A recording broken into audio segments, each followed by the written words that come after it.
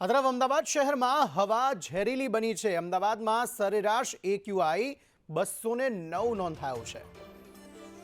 સૌથી વધુ થલતેજમાં 227 AQI નોંધાયો, જ્યારે વિજય ચાર રસ્તામાં 225 AQI, રબારી કોલોનીમાં 218, ઈસરોમાં 201, નવરંગપુરામાં 215 અને સાઉથ બોપલમાં 205 AQI નોંધાયો છે।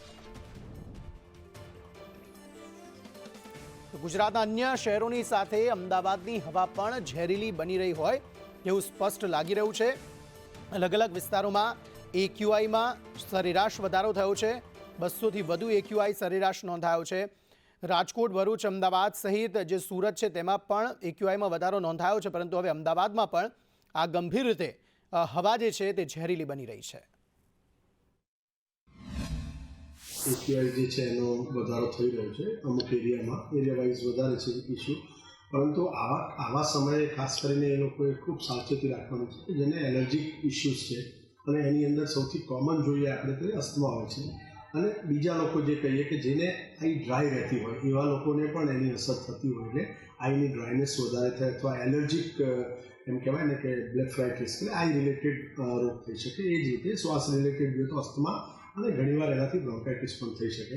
અમદાવાદની હવા ઝેરી બની રહી છે। સતત છેલ્લા ઘણા સમયથી અમદાવાદના પ્રદૂષણમાં સતત વધારો થઈ રહ્યો છે, ત્યારે એર ક્વોલિટી ઇન્ડેક્સ કેટલાક વિસ્તારોના 300 ને પાર પણ થતા નજરે પડે છે, જ્યારે મોટાભાગના વિસ્તારોમાં Bopal, science city, SJ highway સહિત નારોલ, પીરાણા સહિતના વિસ્તારોમાં 200 ને પાર, એટલે કે આ હવા લોકો માટે ઝેરી છે તે સાબિત કરતો એક ઉદાહરણ પણ સામે આવે છે। વહેલી સવારથી જો હવાનું પ્રદૂષણ સતત વધતું હોય તેમ નજરે પડે છે। વહેલી સવારથી શહેરની હવા પ્રદૂષિત હોય તેવું ધૂંધળું વાતાવરણ પણ સામે આવતું હોય છે, જેને લઈને એક ચિંતાનો વિષય બન્યો છે। જ્યારે નાના બાળકોથી લઈને વડીલો, વૃદ્ધોને પણ ડોક્ટરોએ સાવચેતી રાખવા માટે અને ઘરની બહાર નીકળો તો માસ્ક પહેરીને નીકળવા માટે અપીલ પણ કરવામાં આવી છે, કારણ કે હવાનું પ્રદૂષણ વધવાના કારણે લોકોને શ્વાસ લેવામાં પણ તકલીફ પડી રહી છે, અને તેના જ કારણે સરકારી હોસ્પિટલોમાં પણ દર્દીઓની સંખ્યામાં વધારો થઈ રહ્યો છે।